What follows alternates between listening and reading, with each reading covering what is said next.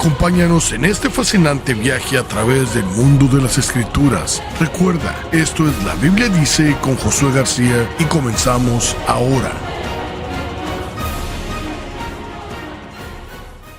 Tanto las creencias como los ritos religiosos han evolucionado a través del tiempo y de las épocas, demostrándonos de esta manera que el hombre, y no Dios, ha creado diferentes creencias, ritos, religiones y todo aquello que pueda asociarse con el poder inexpugnable de la naturaleza, lo que estaba a su alrededor, como la luz, como el sol, como la lluvia, como un temblor o una tormenta, como un rayo caer desde el cielo, era lo que ellos tomaban como deidades supremas. De esta manera crearon sus propias religiones, sus propios dioses y sus propios ritos para adorar a esas fuerzas naturales que no podían comprender ni entender. En otras palabras, podemos concluir en que todas las religiones que hay en el mundo no tienen un origen divino, pero sí un origen muy humano.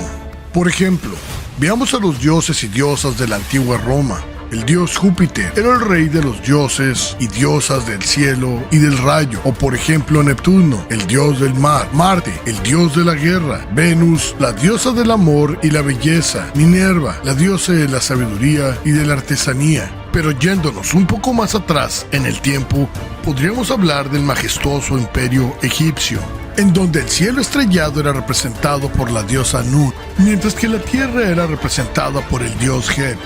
Y para separarlos estaba el dios Shu.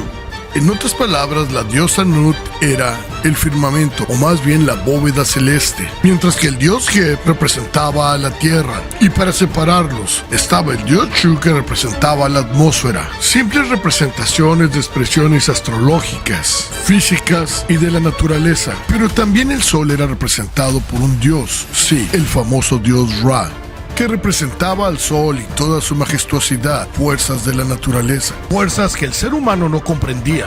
así como la luna estaba representada por la diosa Ha. Si te das cuenta, eran fuerzas primordiales de la naturaleza, las cuales ellos trataban de recrear, dándoles forma, nombre y convirtiéndolos así en los dioses que posteriormente adorarían. Y así es que Dios, en su infinita sabiduría, manda un hombre, un profeta, un personaje que cambiaría la historia para siempre. Su nombre era Moisés, que procediente del imperio egipcio trajo luz a toda la oscuridad que imperaba en ese momento, escribiendo de esta manera el libro de Génesis, que bajo la dirección de Dios cambia el concepto que se tenía hasta ese momento de lo que era un Dios, dejando de adorar en ese momento a los elementos primordiales de la naturaleza, tal como el sol, la luna, las estrellas, la tierra, el aire, el viento, los temporales, así como las sequías, las tormentas y los terremotos, destruyendo la premisa de que cada elemento era un dios, unificando todo en un dios que había creado todos los elementos, lo cual cambiaba totalmente la naturaleza de la creencia de ese tiempo, llegando al conocimiento de que Jehová había creado los cielos y la tierra, las estrellas y el firmamento, todo lo que estaba arriba en los cielos y abajo en la tierra, debajo de las aguas, debajo de la tierra, y dando una comprensión más amplia de lo que era la cosmología y de lo que era el universo, ya que para ese entonces los fenómenos naturales eran los dioses, y ahora este concepto cambiaba totalmente la realidad de las personas de esa época, cambiando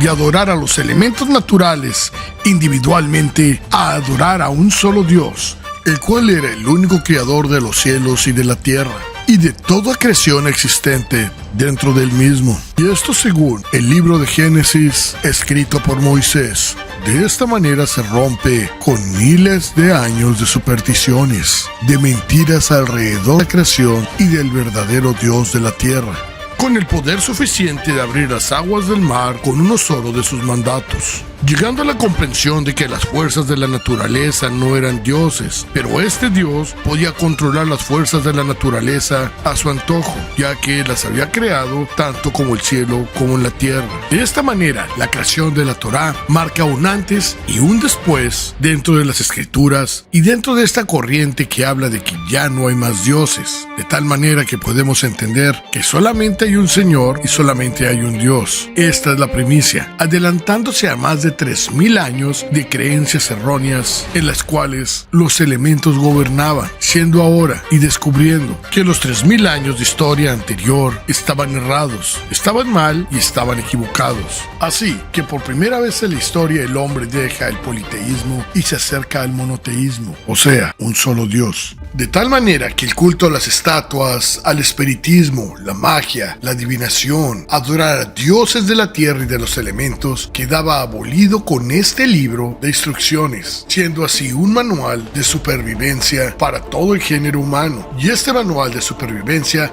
recibiría el nombre de la Torá, que posteriormente y después de ser traducido al griego recibiría el nombre de Biblos o Biblia. De esta manera, esta nación, estos descendientes de los primeros poseedores de la Torá, el pueblo de Israel o el pueblo de Jehová, comienza a ser perseguido por otras naciones en la tierra que no comparten sus mismos principios e ideas, ya que muchos continúan practicando el politeísmo y esta religión, este pueblo, se opone directamente al politeísmo practicando solamente el monoteísmo, que era el adorar a un solo Dios, el cual era Jehová, lo cual podemos ver plasmado en los 10 mandamientos dados a Moisés. Eruditos bíblicos nos dicen que el año en el que fue escrito el Antiguo Testamento fue en el 1500 antes de Jesucristo y terminó de escribirse hasta el 400 antes de Cristo. De esta manera podemos deducir que el Antiguo Testamento fue escrito en un periodo de 1000 años. Y esto no fue todo, ya que de la misma manera que el pueblo de Israel, el pueblo hebreo, fue rechazado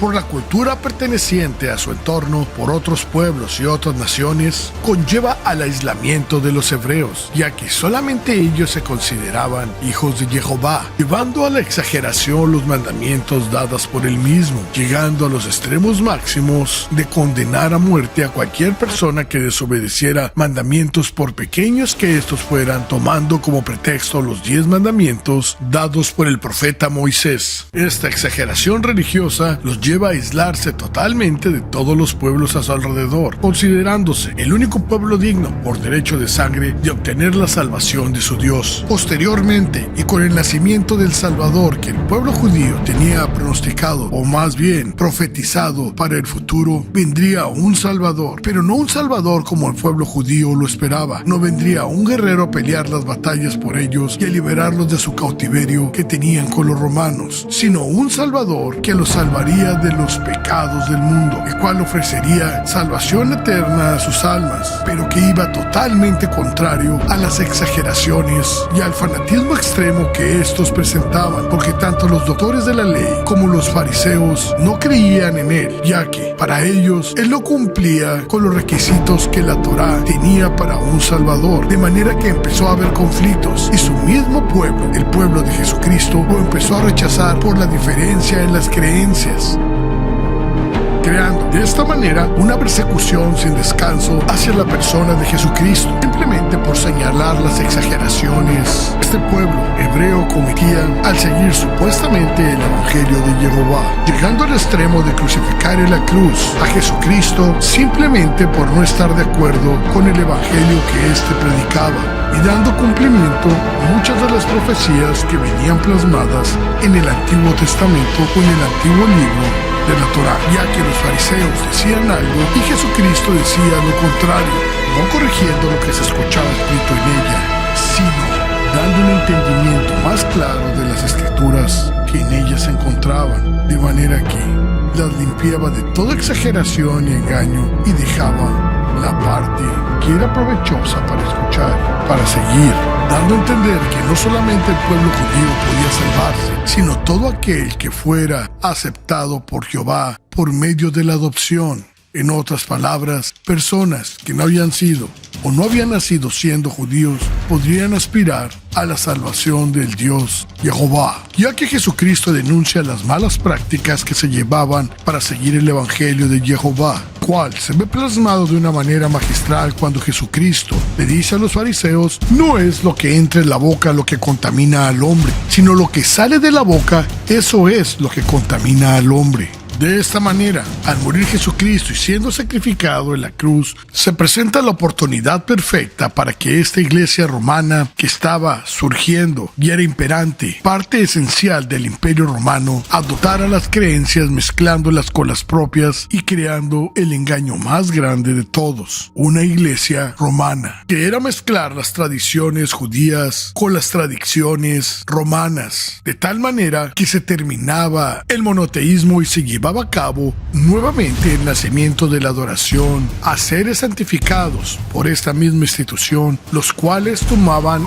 el lugar de Dios. En otras palabras, se adoraba a todo menos al Dios creador, rompiendo los mandamientos que estaban en la Biblia, en el Antiguo Testamento, pero haciendo cumplir los mandamientos que ellos mismos habían escrito por su puño y letra, en el cual ellos podían santificar o hacer santo a cualquier persona, sin importar quién fuera, ya que ellos tenían el poder incluso de perdonar pecados y de maldecir a las personas. Viendo común el espiritismo y el culto a las estatuas, lo que claramente era una abominación ante los ojos de Dios. Todo lo que se había ganado se perdió en un momento. Todo lo que se había logrado gracias al Dios nuestro Señor se perdió y se transgiversó por la ambición de una iglesia romana que lo único que quería era poder, dinero e influencia, lo cual se vio reflejado de una manera muy clara en la conquista de América, donde toda esta historia se repetiría una vez más, pero ahora en el nuevo mundo o nuevo continente.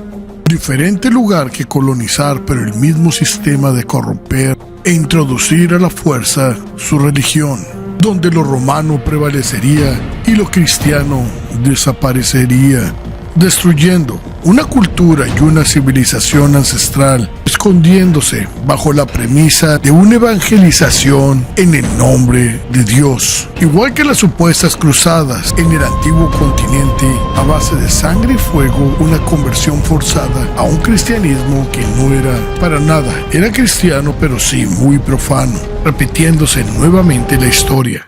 Si este video te ha gustado y sientes que ha sido de provecho para ti, te invitamos a que comentes, te suscribas y participes. Recuerda, es muy importante para nosotros contar con tu like, que te suscribas a nuestro canal y que presiones la campanita de notificaciones para que la plataforma de YouTube pueda distribuir nuestro contenido y así podamos llegar a más y más personas. Recuerda, esto es La Biblia Dice con Josué García y nos vemos hasta la próxima.